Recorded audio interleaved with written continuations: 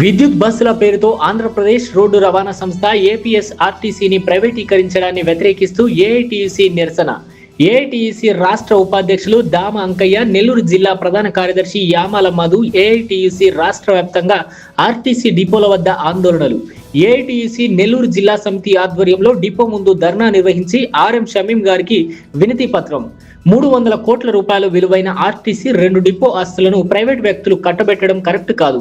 కాలుష్యం పేరుతో ఎలక్ట్రికల్ బస్సులను తీసుకురావడం అనేది అందరూ స్వాగతిస్తున్నారు. కానీ ఆ బస్సులను ప్రైవేట్ వ్యక్తులు కాకుండా ఆర్టీసీ డ్రైవర్లతో నడపాలి.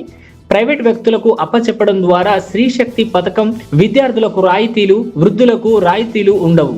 ఆర్టీసీ ప్రైవేటీకరణ తప్పదు అనే విధంగా మంత్రులు సంకేతాలు ఇవ్వడం అనేది సరైనది కాదు. ఈ కార్యక్రమంలో AITC working president Bakkamunthala Sudhakar, CPI జిల్లా సహాయ కార్యదర్శి నందిపోగు రమణయ్య, సిపిఐ సహాయ కార్యదర్శి సిరాజ్, ఏఐటీయూసీ జిల్లా ఉపాధ్యక్షులు ముక్తియార్, శిరీష, సుబ్బారాయుడు, చక్రి, షాజహాన్, మున్వర్ తదితరులు పాల్గొన్నారు.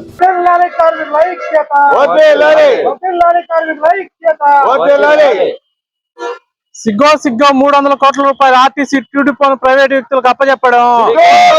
సిగ్గో 300 కోట్ల రూపాయలు ఆర్టీసీ డిపోను ప్రైవేట్ వ్యక్తులకు అప్పచెప్పడంపై రాష్ట్ర ప్రభుత్వం మండి వైఖరి. నశించాలి ఆర్టీసీ కార్మికులపై రాష్ట్ర ప్రభుత్వం మండి వైఖరి.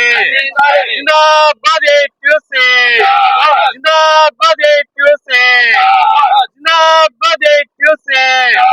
వార్దిల్లోని కార్మికుల ఐక్యత, వార్దిల్లోని కార్మికుల ఐక్యత. యామాల మధు, ఏఐటీసీ నెల్లూరు జిల్లా ప్రధాన కార్యదర్శి. ఈరోజు రాష్ట్ర వ్యాప్తంగా 11 ఆర్టీసీ డిపోల్ని పినాకిల్ సంస్థకు అప్పచెప్పడాన్ని నిరసిస్తూ ఏఐటీసీ రాష్ట్ర సమితి పిలుపులో భాగంగా ఈరోజు ఏఐటీసీ నెల్లూరు జిల్లా సమితి ఆధ్వర్యంలో ఇక్కడ ధర్నా కార్యక్రమం నిర్వహించడం జరిగింది. అయితే ఈ సందర్భంగా ఏఐటీసీగా మేము ఒకటే డిమాండ్ చేస్తా ఉన్నాం. ఈరోజు నెల్లూరు నడిబుడ్లో ఉన్నటువంటి ఆర్టీసీ డిపో దాదాపు 300 కోట్ల రూపాయల విలువైన ఆస్తిని తమ స్వార్థ ప్రయోజనాల కోసం రాష్ట్ర ప్రభుత్వం పినాకిల్ అనే ఒక ఎలక్ట్రికల్ బస్సు సంస్థకి అప్పనంగా అప్పచెప్తా ఉంది. అయితే కనీసం ఆ కాంట్రాక్ట్ ఎన్ని సంవత్సరాలు అనేది కూడా ఎక్కడ మెన్షన్ చేయడం లేదు. అదే విధంగా ఈరోజు ఆర్టీసీలో లక్షలాది మంది కార్మికులు పనిచేస్తా ఉన్నారు.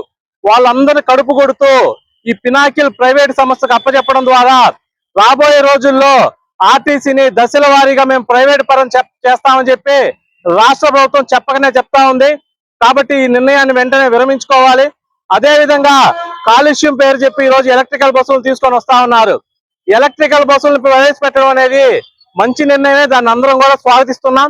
కాకపోతే ఈ ఎలక్ట్రికల్ బస్సుల్ని పినాకిల్ అనే ప్రైవేట్ సంస్థ ద్వారా కాకుండా ఆర్టీసీ సంస్థ ద్వారా ఆర్టీసీలో పనిచేస్తున్న ఆర్టీసీ డ్రైవర్ల ద్వారా పనిచేయాలని చెప్పి మేము డిమాండ్ చేస్తా ఉన్నాం. అదే విధంగా ఈ రోజు కూటమి ప్రభుత్వం ప్రధానంగా అధికారంలోకి రావడానికి కారణం స్త్రీశక్తి బస్సు పథకం. మహిళలందరూ కూడా ఉచిత బస్సు అని చెప్పి ఈ రోజు అధికారంలోకి వచ్చారు. మరి ఈ రోజు డిపోని ప్రైవేటీకరణ చేయడం ద్వారా ఎలక్ట్రికల్ బస్సుల్ని ప్రైవేట్ సంస్థలు నడపడం ద్వారా ఆ బస్సులు ఎక్కడ కూడా ఫ్రీ బస్సు అనేది ఉండదు. అదే విధంగా విద్యార్థులకు బస్సు రాయితీలు ఉండవు, అదే విధంగా వృద్ధులకు కూడా రాయితీలు ఉండవు. కాబట్టి రాష్ట్ర ప్రభుత్వం ఇంకనైనా ఆలోచించి వెంటనే ఈ నిర్ణయాన్ని విరమించుకోవాలి. లేని పక్షంలో ఏఐటీసీ ఆధ్వర్యంలో రాష్ట్ర వ్యాప్తంగా కూడా ఉద్యమాన్ని తీవ్రతరం చేస్తామని చెప్పి హెచ్చరిస్తా ఉన్నాం. ఈ వీడియో కనుక మీకు నచ్చినట్లయితే లైక్ చేసి షేర్ చేయండి. మరిన్ని లేటెస్ట్ అప్డేట్స్ కోసం మా ఛానల్ ని సబ్స్క్రైబ్ చేయండి.